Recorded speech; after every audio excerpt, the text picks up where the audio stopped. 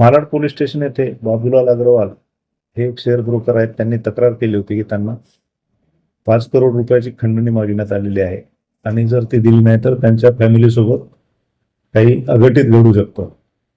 आणि मग याचा आम्ही सुरुवातीपासून तपास करत असताना आमच्या असं लक्षात आलं की हे कोणतरी घरचाच माणूस असावा. कारण ज्या पद्धतीने तो फोनवर मेसेज करायचा आणि आम्ही त्याला पकडण्यासाठी प्रयत्न करायचो, पैसे घेऊन जा, आम्ही तुला पैसे वगैरे देऊ, तर त्याचा तो रिप्लाय करायचा नाही. आणि मग परत 2 दिवसांनी परत तोच मेसेज करायचा. अशा प्रकारे तो मेसेज करत होता आणि घरच्या नातेवाईकांना पण तो मेसेज करायचा. यावरून आम्हाला असा संशय आला की हा घरातलाच कोणीतरी असला पाहिजे.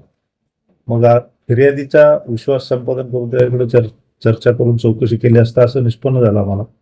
त्याचा पुतण्या, मोठ्या भावाचा मुलगा, हा बिझनेसमध्ये थोडंसं तुला नुकसान झालेलं आहे आणि आर्थिक परिस्थिती त्याची खराब झालेली आहे, तर तो आणि टेक सेवी पण आहे तो, त्याने हे केलं असावं आम्हाला एक संशय आला.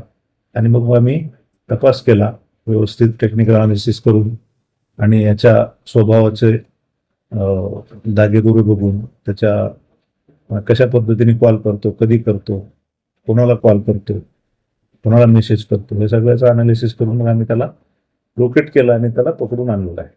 नोटीस काय होता आणि किती आरोपी अरेस्ट करत यामध्ये नेहमीप्रमाणे मोबाईलवरून धमकीभरा मेसेज पाठवायचा आणि त्यामधून पैशाची उगाही करण्याचा त्याचा प्रयत्न होता.